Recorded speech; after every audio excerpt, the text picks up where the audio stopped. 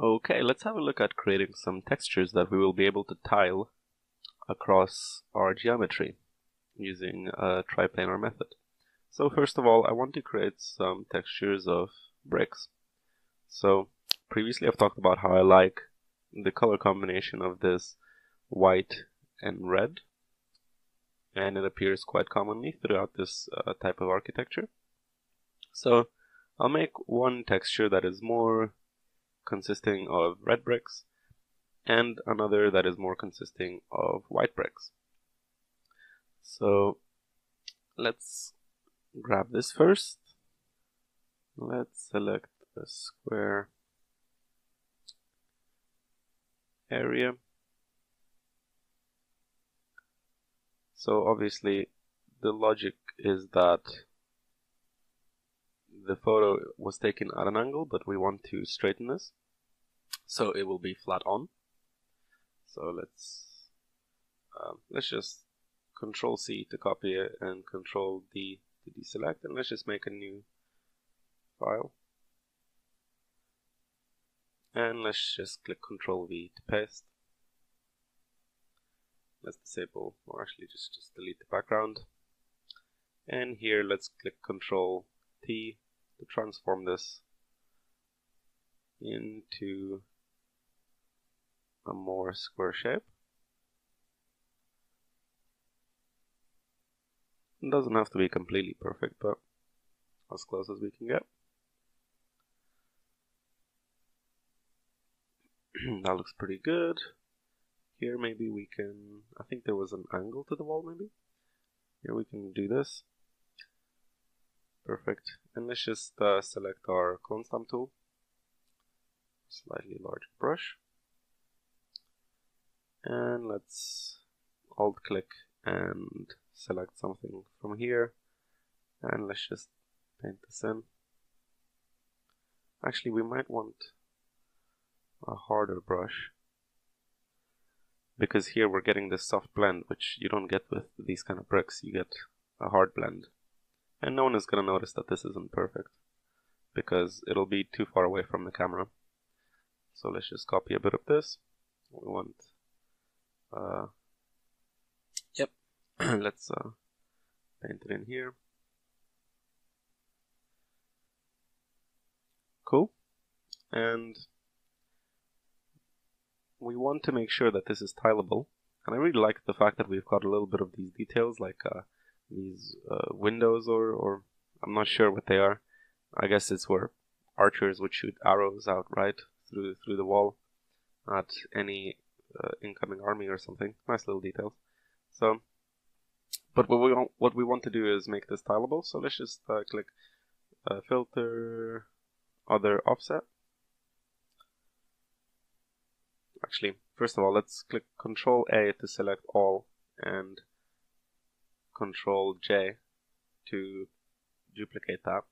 So we're only getting what's within this square boundary. So now let's go to Filter, Other Offset. And we just want to offset it. So basically what this does is this takes your image and just kind of scrolls it. So this used to be here on the left, and now it's getting scrolled to the center. And let's do the same thing with the top and bottom. So now we can see the seam where our texture doesn't match. So now we can just select a little bit with a clone stamp again, and let's just paint this in. And we're kind of erasing this seam that way. So let's do this. It's very quick and very simple. All of these techniques that I've been showing you in this tutorial are kind of thought out to be as fast as possible and as efficient, because we do not have a studio behind us to help us make this. Or at least I don't, maybe you do. For me it's a one-man project, so I'm trying to cut as many corners as I can. Yeah. Okay, so Now we have made this seamless here, and if I go back to other and offset, you can see that I can go wherever I want and the whole texture matches perfectly. Okay, so we'll want to save this, and let's go to our tutorial folder, project, and let's just create, oh no, we have a textures folder. I'll just save this as a PNG. I'm gonna call this red_bricks1. Perfect.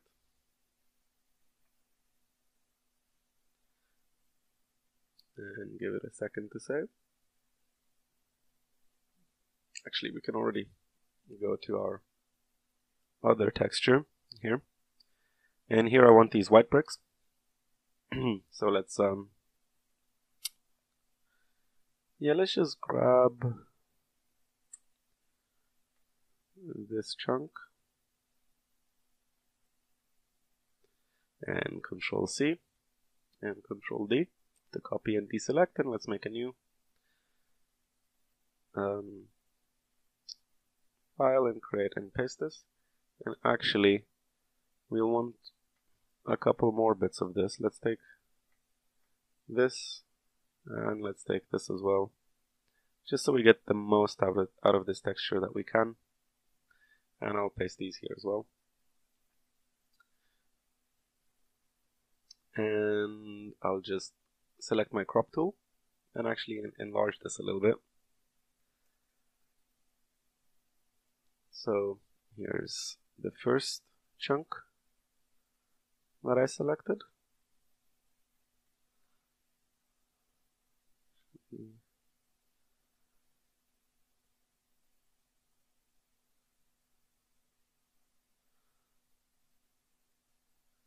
Something like this. And my second chunk, let me just select this half of it. And if you click Control plus Shift plus J, you can duplicate this, but it'll cut it out of the previous layer. So we'll have these two separately. And let's just drag this here. And let's make it square. Again, it doesn't have to be perfect, but try to get the perspective as correct as you can. It doesn't take long.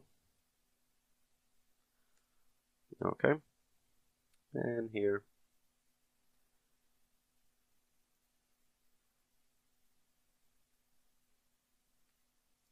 Okay. So now let's make a new layer.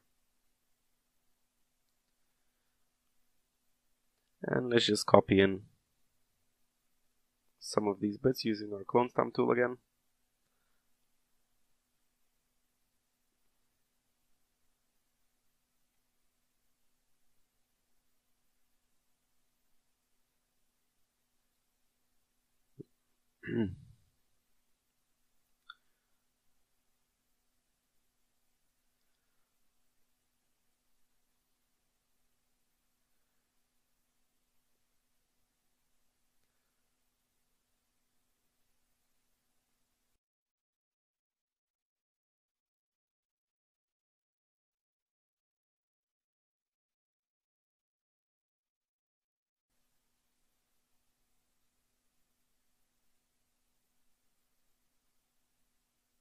Okay, so we've got this filled now. Let's select all of these and click Control plus E to merge them. And let's go to Filter, Other Offset. Again, I forgot to do the thing again, where you click Control A plus Control J. So the difference is here, if I selected my previous layer, I drag it, you can see that there is a bit of it that is outside the boundary of the document. So when I scroll it, I get this whole empty gap. So by selecting all and duplicating onto a new layer, it only selects what's within the boundaries of your canvas. So now when we go to offset, it works perfectly. So now you see the seam is in the middle. That's great. And we'll just paint this in.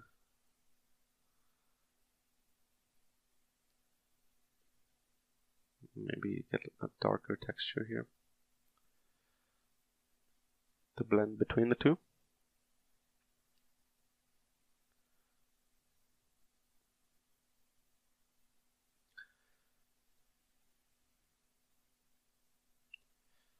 Okay, and same thing here.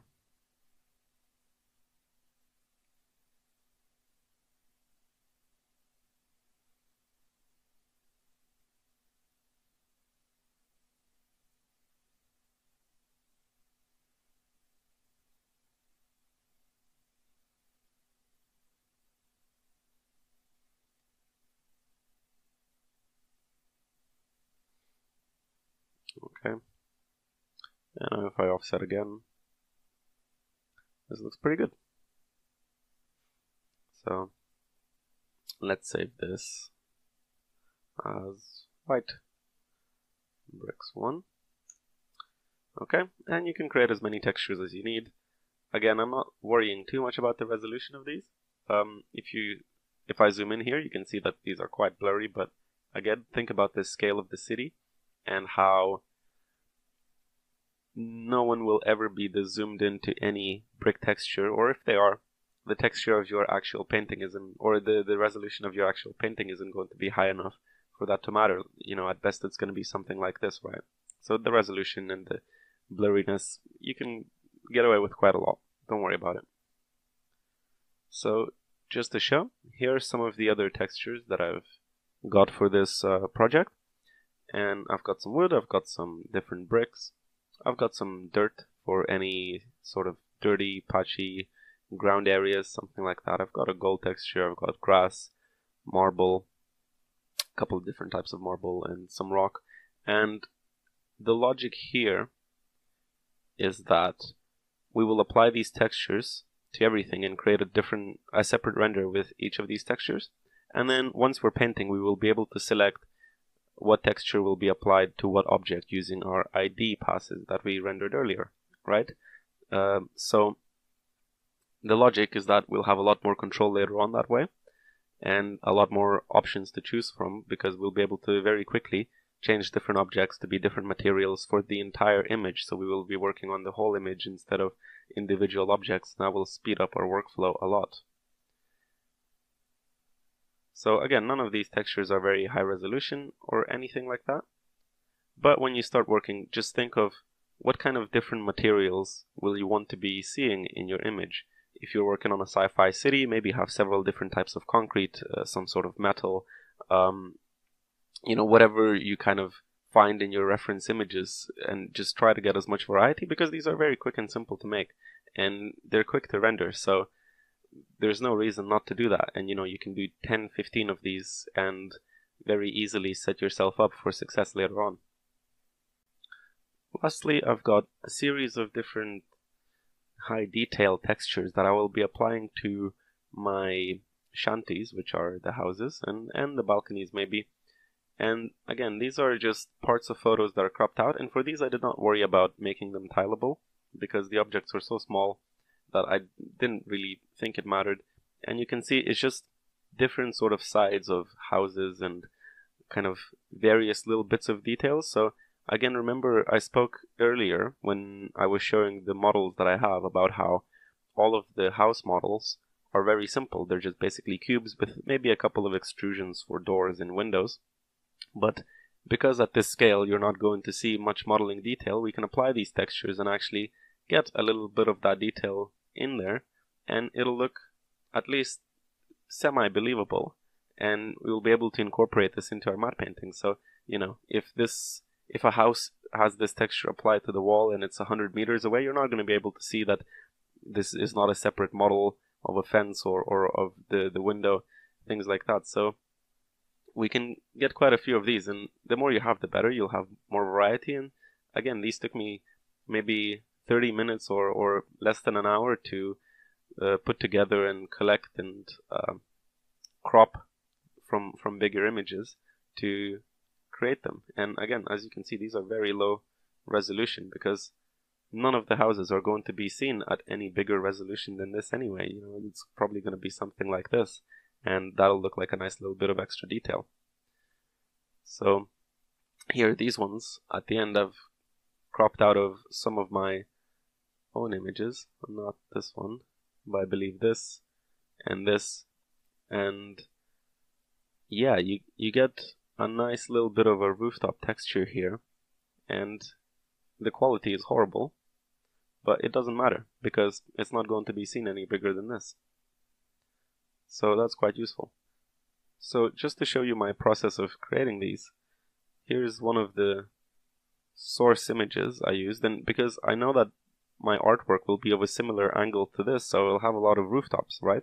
So this image provides me with a lot of cool rooftop textures, and again, it's not very high resolution, but I don't need it to be. So the way I went about this, for example, is just selecting a little bit of this, for example here, and let's just click Ctrl-C to copy and Ctrl-D to deselect, and let's create a new file, or new document rather, and paste it.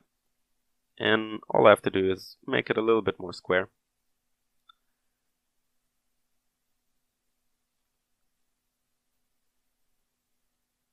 Something like this. Just make sure you don't have any white edges, and that's quite good. That'll, you know, at this distance, that'll provide us extra detail if I apply this to any of the houses. And actually I can make this slightly sharper, and here's a cool trick. If I duplicate this layer, click in Ctrl-J, and go to Filter, Other, High Pass,